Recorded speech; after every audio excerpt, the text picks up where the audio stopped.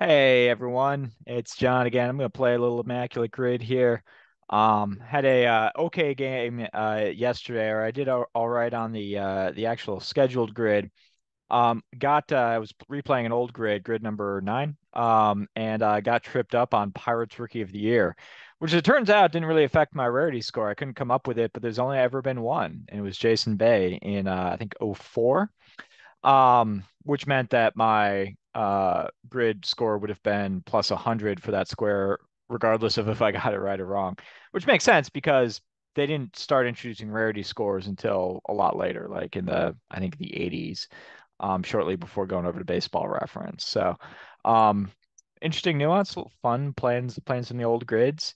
I haven't seen Rookie of the Year in a while. So it occurred to me I was going to get tripped up if I see it again. Let's see if that comes up here. This was the normal grid yesterday. I don't think anything big. 200 hits in a year. Brett Boone was the best I was going to do there. The only choices there were A-Rod, him, and Ichiro. Ichiro dominated.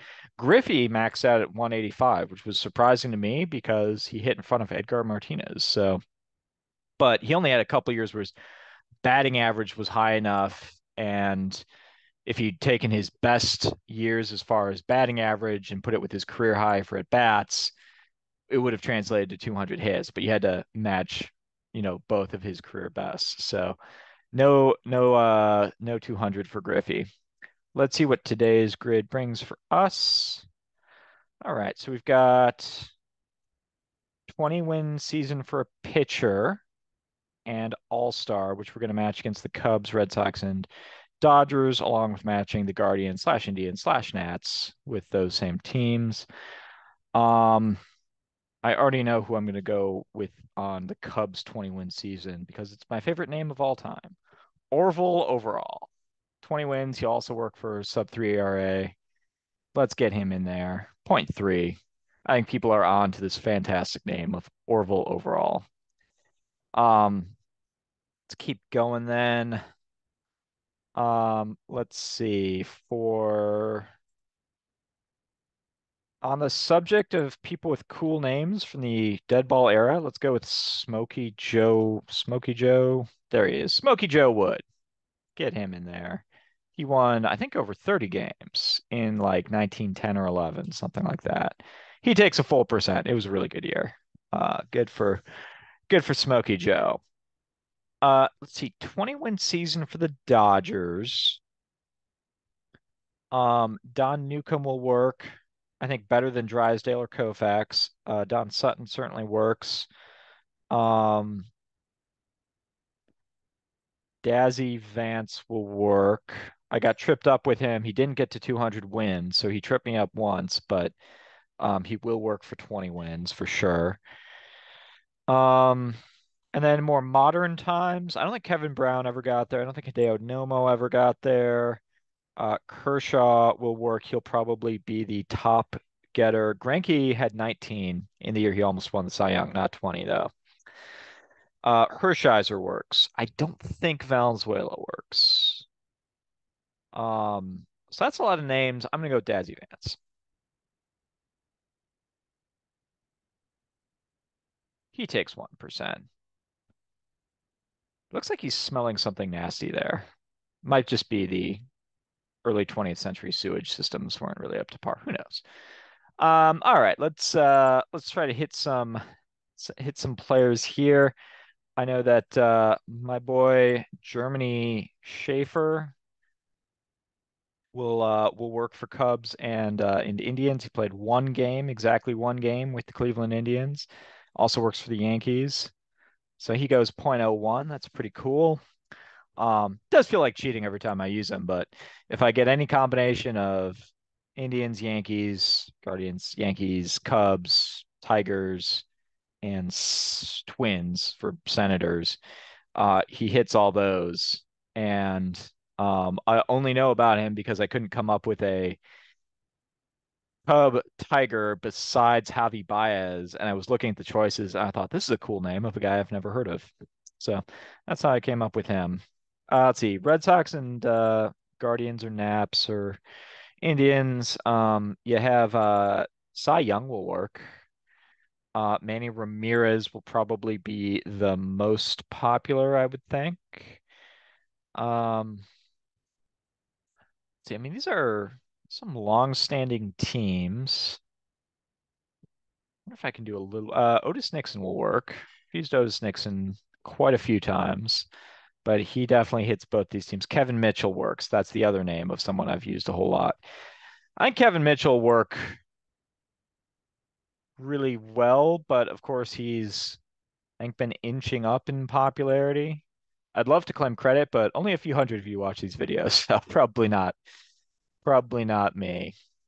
Okay, he still goes sub point one. So if you're using him with the Mets, Reds, or Giants, um, even if that's only one of the teams, he'll be a lot higher. But although I did see he was up like an order of magnitude higher than this, in like the point 0.3 territory for A's Mariners. He barely played for those teams. So um, who knows?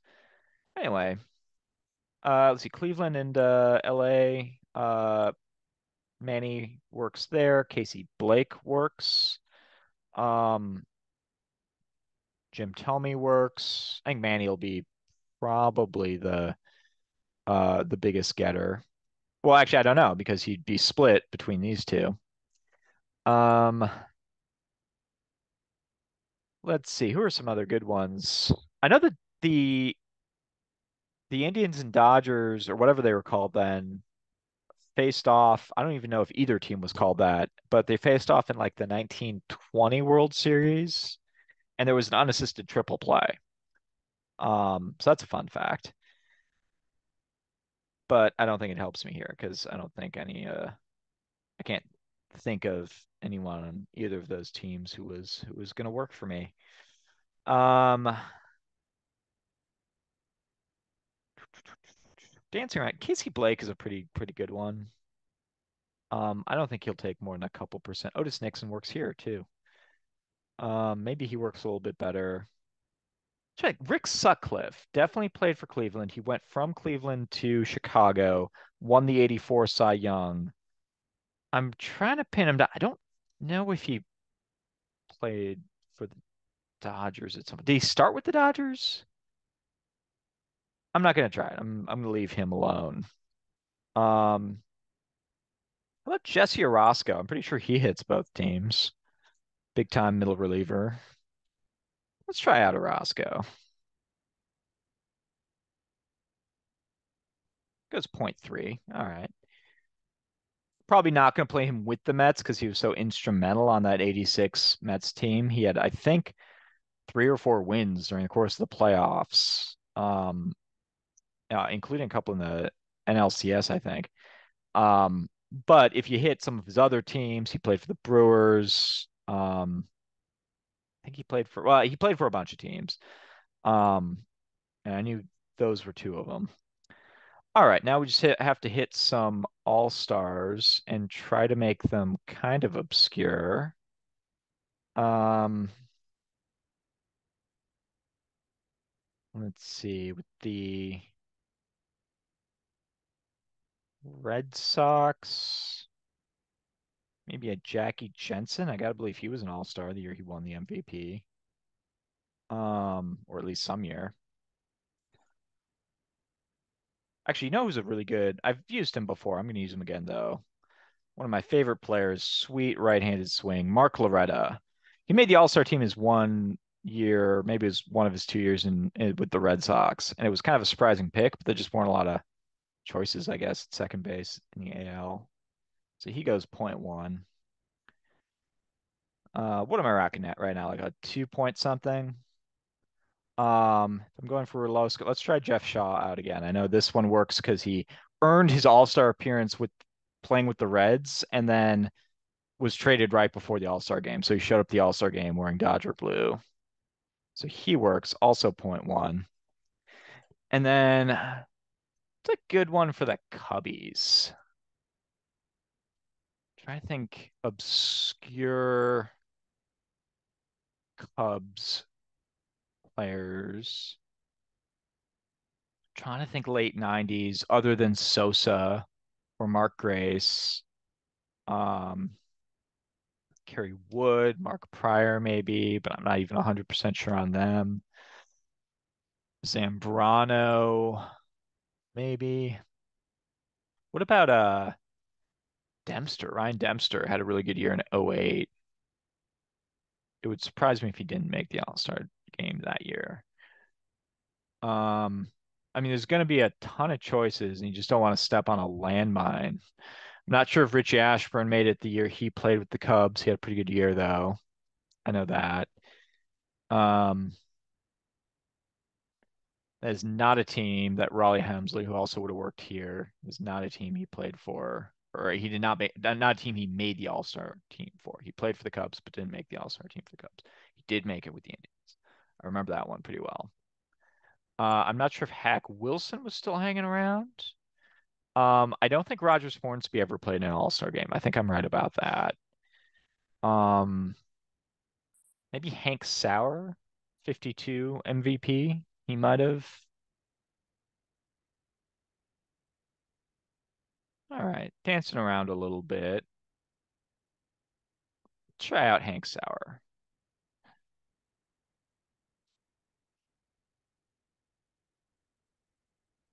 All right, he went point one, so that was good. So I got a rarity score of 3. Pretty thrilled with that. Um, nothing. I mean, there was a lot of there were choices that would have been better on the 20 win category, I'm guessing, just based on, I mean, 39 people for the Dodgers with Clayton Kershaw taking 38%. Um, so I'm sure I could have done a little bit better, but in terms of people I actually could have, oh, that's right, Urias won 20 games that one year, but I guess he's not exactly popular choice for good reason. Um, yeah, you have to go. I mean, you look at the boys of summer Dodgers, you get Don Newcomb, this guy Carl Erskine was not going to get him. You get Don Newcomb for 3 years. You get a guy named Preacher Rowe, who I've never heard of. Ralph Branca in 47. That was a pennant winning team. I think the 41 team also won the pennant. Lost to the Yankees. It was kind of a habit of the Dodgers until 1955. And then I guess Burley Grimes I've heard of, but I don't think I've heard of any of these guys. Joe McGinnity, I have heard of. Messersmith, not surprising. Al Downing, he gave up Henry Aaron's 715th home run. He's a 20 game winner. That's a fun fact to save for a later episode. All right. Well, it's a lot more fun when you win, but yeah, pretty happy with a rarity score of 3. So I'll get this posted. Hopefully, I'll remember to do it, and we'll be back at it tomorrow. Once again, episode is brought to you by my book. I do have it here. I just don't whip it out a lot because it's stuck in there, and I just had something fall out. Baseball's Most Fun for Valdes. That's the name of the book. I've already found a few typos for Rev 2, which I'm going to try to just get through once we get through award season. Speaking of which, I had a mistake on a video the other day. I said William Contreras didn't win the Silver Slugger. I didn't realize the Silver Sluggers hadn't actually been announced. I thought I'd seen that um, Murphy or one of the other guys had won the Silver Slugger. William Contreras did win Silver Slugger last night. It was announced that he won Silver Slugger. So yay for the Brewers and William Contreras. Anyway, I'm gonna get through the rest of the awards, even though most of them are more or less, set in stone. But I'll get through the awards and then I'll start hacking away at Rev 2 of this book. But in the meantime, Rev 1 is out there and you can catch a whole bunch of typos if you want. So have a great rest of your day, a great weekend, and I'll be back at it later. Peace.